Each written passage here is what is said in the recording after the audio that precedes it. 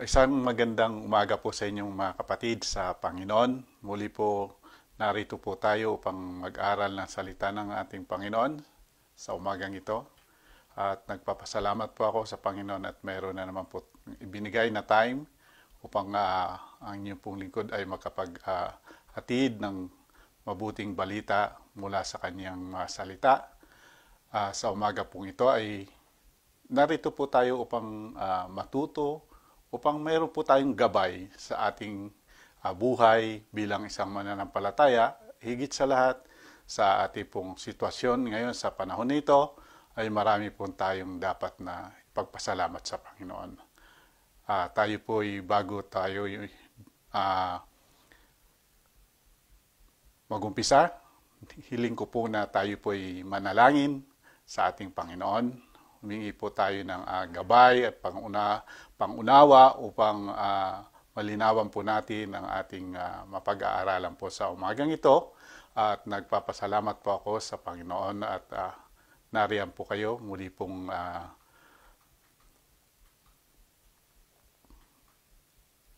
nakikinig sa umagang ito. Maraming pong salamat at tayo po'y manalangin. Aman Diyos na banal na makapangyarihan sa lahat, kami po, Panginoon, ay nagpupuri at nagpapasalamat sa umagang ito. Narito kami, Panginoon, nilalapit po namin ang aming mga puso at isipan, Panginoon. Alam namin, Panginoon, na marami kaming pagkukulang, nagawang kasalanan na sinadya o hindi man, Panginoon, ay kasalanan pa rin ito, Panginoon. Kaya kami po ay nagpapakumbaba na kami, Panginoon, ay humingi ng kapatawaran sa umagang ito, na linisin niyo po ang aming mga puso at isipan, Panginoon, upang anuman, Panginoon, yung mga salita, mensahe sa umagang ito ay aming pong maunawaan, may sa buhay, Panginoon, higit sa lahat, Panginoon, ay makita ka sa buhay namin. Salamat po sa kapatawaran. Ang inyong pong Santong Espiritu, siyang patuloy pong namin inanyayahan upang kami, Panginoon, ay patuloy na gabayan niya sa aming pag-aaral ng iyong mga salita. Salamat po. Ito pa aming dalangin sa pangalan ni Jesus. Amen. Muli, salamat sa inyo mga kapatid at higit sa lahat, nagpapasalamat ako sa Panginoon at muli, narito po naman tayo upang tayo po'y mag-aral ng salita ng Panginoon. Alam ko po, dumarating sa ating buhay ngayon, marami po tayong iniisip, hindi lang po iniisip, sa halip kabalisahan sa ating pong buhay bilang isang tao, mananampalataya, o anuman po ang kalagayan natin sa buhay, mayaman tayo, mahirap tayo, o anuman ang ating kalagayan sa buhay na ito, ay parehas po ang ating nararamdaman. Amen. Kaya po sabi niya nga po, may babasahin po akong sa salita ng Panginoon sa umagang ito, taga Pilipos chapter 4 verse 6, sabi niya po rito, huwag kayong mabalisa sa anumang bagay. Sa halip ay idulog ninyo sa Diyos ang inyong mga kahilingan tungkol sa lahat ng mga bagay sa pamamagitan ng pananalangin at pagsamo may pasasalamat. Amen. Alam ko po na lahat tayo nababalisa sa oras na ito. Aminin man po natin o sa hindi, nababalisa tayo. Amen. Nababalisa tayo kung anong ating kakainin bukas o mamaya, o nababalisa tayo sa nangyayari sa ating kapaligiran. Kung tayo po ay ligtas ba tayo sa lalo na itong nararanasan natin, hindi lang po dito sa Canada, kundi sa buong mundo. Hindi po tayo nag-iisa. Nararanasan po natin ang pag-alala, pagkabalisa, ano ba, ligtas ba tayo saan ba tayo pupunta, kung tayo magtatrabaho, kung tayo po'y nasa bahay, ligtas ba tayo sa lahat ng bagay na ating gagawin? Amen. Sabi nga po, ipanalangin po natin, ipagsamo po natin na may pasasalamat sa Panginoon ang lahat ng ito. Wala pong imposible sa Panginoon, sapagkat alam ng Panginoon kung ano ang kanyang ginagawa para sa atin.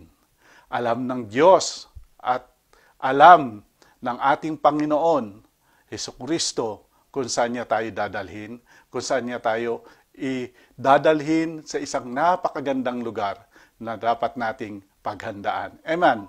Sabi niya po rito sa Hebrew chapter 13 verse 5, iwasan ninyo ang pag-ibig sa salapi. Amen. Masihan na kayo kung ano ang mayroon kayo. Sapagkat sinabi ng Diyos, hindi kita iiwan ni pababayaan man. Amen. Hindi po politiko o sino man tao ang nangako niyan. Amen. Ang Panginoong Diyos ang nangako. Kapag ang Diyos ang nangako, tinutupad niya. Amen. Kaya nga po ay hindi kita iiwan ni pababayaan man. Saan man tayo pumunta, ano man ang ating ginagawa, basta't hiniling natin sa Panginoon, Lord, Panginoon, gabayan niyo po ako sa araw na ito. Lahat po ng aking gagawin ay nais ko pong ialay sa iyo. Nais ko pong ibigay sa iyo ang lahat ng kapurihan. Ano man po ang aking gagawin sa araw na ito, ay gabayan mo po ako. Amen. Isang bagay na mayroon tayo na pwede nating ibigay sa Panginoon sapagkat sabi niya po, hindi kita iiwan ni pababayaan man. Amen.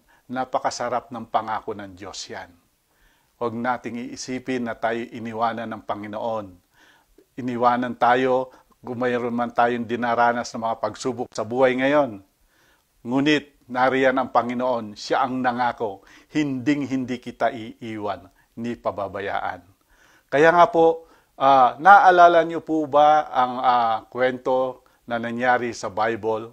No, ang mga disciples is nagpunta sila sa dagat at ang ating Panginoon ay kasama nila. Dumating isang malakas na unos, malakas na bagyo, pero ang ating Panginoon natutulog. Sabi niya po doon sa Marcos chapter 4 verse 37. Amen. Kaya nga po sabi niya sa Marcos 4:38, ginising siya ng mga alagad. Guro, sabi nila, wala po kayong malasakit. Nalulunod na tayo. Ang pag-iisip ng tao ay napakababa. Aminin man natin sa hindi. Kuminsan, totoo po yung kapag dumarating po ang mga pagsubok, mga alalahanin sa buhay. Kuminsan po ay nakakalimutan natin ang ating Panginoon. Pero hindi po ganon ang Panginoon. Amen. Kung sa tingin po natin, natutulog po ang Panginoon, hindi po. Kailanman ang Diyos ay hindi natutulog. Kaya nga po, kung tayo natutulog, ang Diyos hindi natutulog. Amen. Tayo po ay kanyang inaalalayan. Sabi niya po sa Marcos 4:30, chapter 4 verse 39 to 40. Anong sabi niya? Pumayapa ka, tumahimik ka. Ang sabi niya po sa 40, bakit kayo natatakot? Wala ba kayong pananampalataya? Napakasakit po, di ba? Ang mga disciple po yun, mga kasama niya lagi, araw-araw. Pero, ang kanilang pananampalataya ay napakaliit. Amen. Hindi nila inaalala, hindi nila iniisip na ang kasama nila ang lumalang sa kanila. Nariyan, kahit na anuman ang kanilang gawin, ay nariyan ang ating Panginoon. Kahit na anuman po ang gawin natin sa ating buhay, sabi niya po, bakit kayo natatakot? Sabi ng ating Panginoon, narito ako. Amen. Kaya nga po sabi niya, pumayapa ka, tumahimik ka. Amen. Sabi niya sa bagyo. Ang bagyo ay kaya niyang patigilin. Amen. Higit sa lahat, pwede niyang patigilin ang mga bagay na hindi magandang nangyayari sa ating buhay. Kaya niyang ibigay ang lahat. Kaya niyang alisin yung takot sa ating mga puso na sinasabing, manampalataya lang kayo sa akin. Amen. Na tayo'y magkakaroon ng kapayapaan sa puso sapagkat ibinigay natin sa Panginoon ang lahat. Amen. Kaya nga po sa buwan na ito, ay muli po ako nagpapasalamat sa Panginoon sapagkat binigyan niya ako ng oras muli upang ibahagi ang kanyang salita sa umagang ito na ang kapayapaan ay maaari po nating maranasan araw-araw, anuman po ang gawin natin. Amen. Kaya nga po, ang Panginoon ang ating pastol. Amen. Dinadala niya po tayo sa isang magandang lugar kung nasaan ang mainam na sabsaban na pwede nating kainan. Alam ng Diyos kung ano ang ating pangangailangan. Amen. Alam ng Diyos kung ano ang iyong future, kung kinabukasan mo. Alam ng Panginoon. Bakit pa tayo mag-doubt sa Kanya? Sabi niya nga po rito sa chapter 4 verse 6, huwag kayong mabalisa sa anumang bagay, kundi sa lahat ng bagay sa pamamagitan ng pananalangin at daing na may pasasalamat at ipakilala ninyo ang kahilingan sa Diyos. Amen. Kaya nga po sa umagang ito, ang kabalisahan po ay kuminsan sa ating buhay ay nanlalamig tayo sa Panginoon. Sapagkat anuman pong ating ginagawa sa ating buhay, sa ating pang-araw-araw, sa ating pamilya, sa ating trabaho, sabi nga po, idaing po natin sa Panginoon. Bukas po ang palad ng ating Panginoon sa lahat ng oras.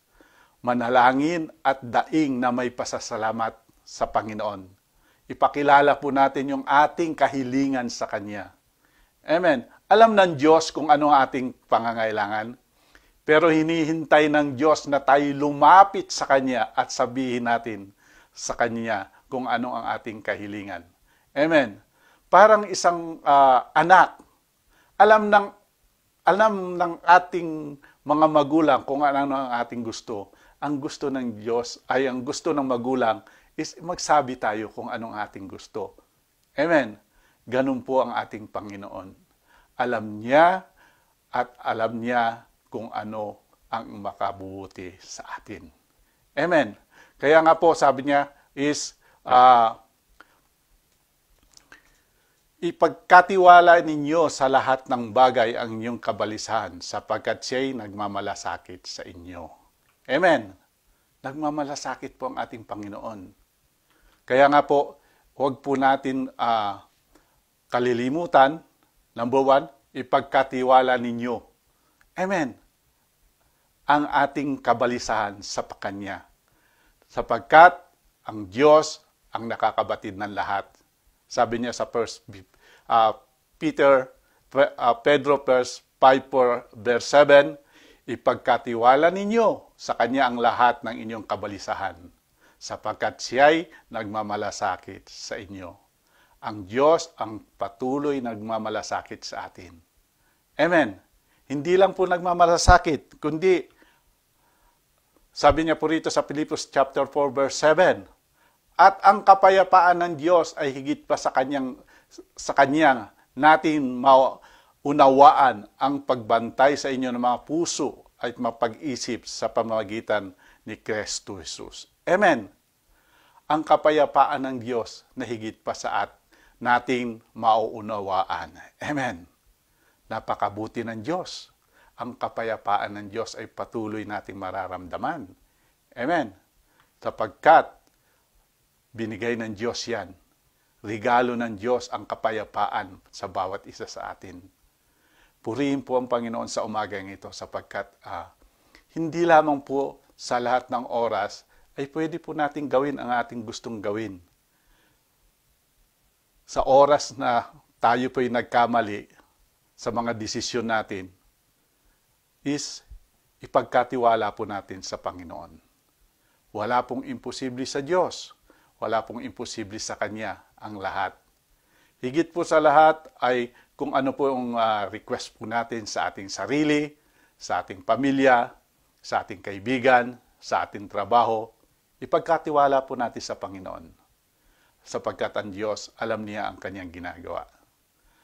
Sa oras na ito ay nagpapasalamat ako sa Panginoon sapagkat nariyan po kayo, kasama ko, na mag-aaral ng salita ng Panginoon, na marami pala akong matututuhan sapagkat ang kapayapaan ng Diyos ay mararanasan ko. Anuman po ang aking mararanasan sa umagang ito hanggang sa maghapon ay gagamitin ko na huwag mabalisa, kundi manalangin, dumaing na may pasasalamat sa Panginoon.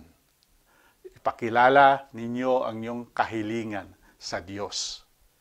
Ang Diyos ang pinakamalapit at bukas ang palad na makikinig po sa atin.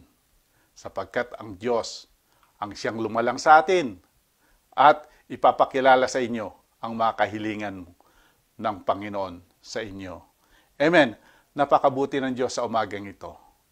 Higit sa lahat, ang blessing ng Panginoon ay hindi lang natin nararanasan pinansyal. Amen. Mararanasan po natin ang biyaya ng Diyos physically. Lalo na sa oras na ito, sa panahon natin na ito, na marami po tayong mga iniisip kung tayo po ba ay ligtas sa anuman pong sakit, pero nariyan ang Panginoon. Kaya nga po, huwag kayong mabalisa. Amen. Kaya nga po, magpasalamat tayo sa Panginoon. Nariyan siya na patuloy na bukas ang palad ng ating Panginoon. Salamat at ipagkatiwala ninyo sa inyo, ating Panginoon ang lahat ng kabalisahan na ito. Amen. Ang Panginoon po natin ang ating pastol. Alam niya kung saan niya po tayo dadalhin. Siya ang driver ng ating buhay. Amen. Alam niya kung saan niya tayo dadalhin. Alam niya kung saan tayo lalago. At higit sa lahat, patuloy niyang ipakikilala ang sarili niya sa atin. Ano man po ang katatayuan natin sa buhay sa panahon ngayon is ang Panginoon pa rin ang mananatili hanggang wakas. Amen. Purihin po ang Panginoon sa umagang ito at sa inyo po lahat na nakikinig sa umagang ito ay ipagkatiwala po natin lahat. Amen. Sapagkat ang Diyos ang higit sa lahat ang nakakaalam. Kaya nga po, napakabuti ng Diyos sa umagang ito na ginagabayan niya po tayo. Ano man po, sabi nga po, sa panalangin mo mararamdaman kung paano kaimportante ka sa Diyos. Doon mo lamang mararamdaman, iwasan ninyo ang mga bagay na nakakakuan sa Panginoon. Ibig po sabihin na yung nakakasakit sa damdamin ng Panginoon. Amen. Napakabuti po ng Diyos sapagkat nauunawaan niya po tayo. Tao po tayo na kanyang nilalang. Alam po ng Panginoon ang ating kahinaan. At alam din ng Diyos kung saan tayo malakas. Amen. At kung saan po tayo malakas, yan po ang gagamitin ng Diyos upang patuloy po tayong mabuhay. Patuloy pong makikilala natin ang Panginoon at patuloy niyang patuloy po natin mararanasan ang pag-ibig ng Diyos. Amen. Salamat sa Panginoon. Huwag kayong mabalisa sa anumang bagay. Yan ang pangako ng Diyos sa atin. Huwag kayong mabalisa. Amen. Kaya nga po, sa oras na ito, matapos ang ating pong pag-aaral ng salita ng Panginoon sa umagang ito, mawawala na po ang ating pagkabalisa. Sapagkat alam natin na sa pamamagitan ng pananalangin at pagsamong may pasasalamat sa Diyos, ay mauunawaan natin lahat ang bagay na ito. Amen. Kaya nga po, sa umagang ito, hinihiling ko po na tayo po yumuko, manalangin, tayo po'y lumapit sa Panginoon, na tayo po'y magpakumbaba sa oras na ito. Ganito po na ating pong pananalangin, kung sino man po ang gustong tumanggap sa Panginoon. Amang Diyos, inaamin ko po na ako po'y isang makasalanan, na ako po ay tumalapit sa inyo, na humingi po ako ng kapatawaran sa aking mga nagawang kasalanan. Salamat, Panginoon, sa inyo pong pagkamatay upang ako'y mabuhay, Panginoon. Tinatanggap kita bilang aking Panginoon at sariling tagapagligtas. Gamitin mo ang aking buhay bilang buhay na handog para sa iyo, Panginoon. Ganon din, Panginoon, pagpalain mo ang aking pamilya, ang lahat ng mga malalapit sa aking buhay, Panginoon. O Lord God, sa umagang ito, tinatanggap kita bilang Panginoon at sariling tagapagligtas. Ganon din, Panginoon, sa oras na ito, Panginoon, nalaman namin ang kabalisahan, Panginoon, ay hindi makakatulong sa amin, kundi kami, Panginoon, ay patuloy niyong palakasin, bigyan niyo po kami ng pangunawa at Panginoon, ang aming mga kahilingan, Panginoon, sa buhay namin, Panginoon. Alam namin kung saan mo kami dadalhin, Panginoon, sapagkat ikaw ang nagbigay ng buhay namin, Panginoon. Alam mo kung saan mo kami dadalhin. Alam mo kung saan mo kami ilalagap, Panginoon, sa oras na ito, Panginoon, na may kapayapaan na magtitiwala sa iyo. Salamat, Panginoon, sa buhay na walang hanggan. Salamat, Panginoon, sa mga kapatiran, Panginoon. Salamat sa magulang namin, mga kapatid, mga kamag-anak, Panginoon, na patuloy mo pong iniingatan sa umagang ito. Ano man, Panginoon, mga pagsubok na oras na ito, Panginoon, nariyan ka, Panginoon, na mayroon kaming pasasalamat at pagdaing sa iyo, Panginoon. Nariyan ka upang tugunin kami, Panginoon. Kaya nga po, anuman dumating na unos sa aming buhay, O Lord God, nariyan ka, kasama ka namin. Pagpalain mo, Panginoon, ang bawat isa. Ito po aming dalangin sa pangalan ni Jesus. Amen.